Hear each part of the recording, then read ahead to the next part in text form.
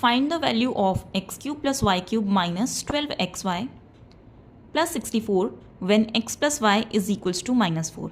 यहाँ पे ना तो कोई आइडेंटिटी दिखाई दे रही है, ना ही कोई वैल्यूज़ दिखाई दे रही है। तो इस क्वेश्चन को कैसे करोगे आप? देखो यहाँ पे आपको क्या करना है, सबसे पहले आपको ये वाली आइडेंटिटी यूज़ करनी है, x cube y cube z cube -3xyz।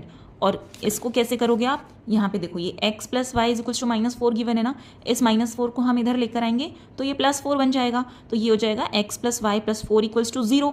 x को हम a मान लेंगे, y को b और 4 को c। और यहाँ पे देखो x y z ये तीनों, इसको हम इक्वल्स टू 0 लिखेंगे तो ये वैल्यू 0 हो जाएगी। अगर ये वैल्यू 0 हो जाती है तो हमारी जो आइडेंटिटी है वो क्या बन जाती है, x cube plus y cube plus z cube is equals to 3xyz। ठीक है, देखो कैसे करना है, x plus y equals to -4। इसको हम लिख सकते हैं x plus y plus 4 equals to 0। ठीक है, हम 4 को इधर लेकर आ गए। अब हमें आइडेंटिटी पता है a cube plus B cube plus C cube minus 3abc is equals to a plus B plus C into A square plus B square plus C square minus A B minus B C minus C ए।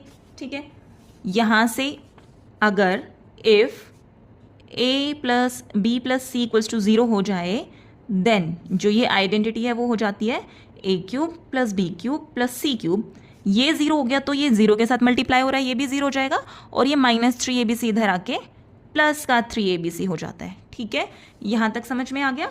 अब देखो यहाँ पे a की value हम x मान लेते हैं, b की वैल्यू y और c की वैल्यू 4। तो यहाँ से x क्यूब हो जाएगा, a को x मान लिया, b को y मान लिया और c को 4 मान लिया। तो यहाँ से हो जाएगा x cube plus y cube plus 4 का cube is 64 is equals to 3 into, पहले वैल्यूज़ लिख लेते हैं, चलो x y इंटू 4। तो ये हो जाएगा x cube plus y cube plus 64 equals to 12xy। अब इस 12xy को अगर हम इधर माइनस कर देते हैं तो ये क्या बनेगा, x cube plus y cube plus 64 minus 12xy equals to 0।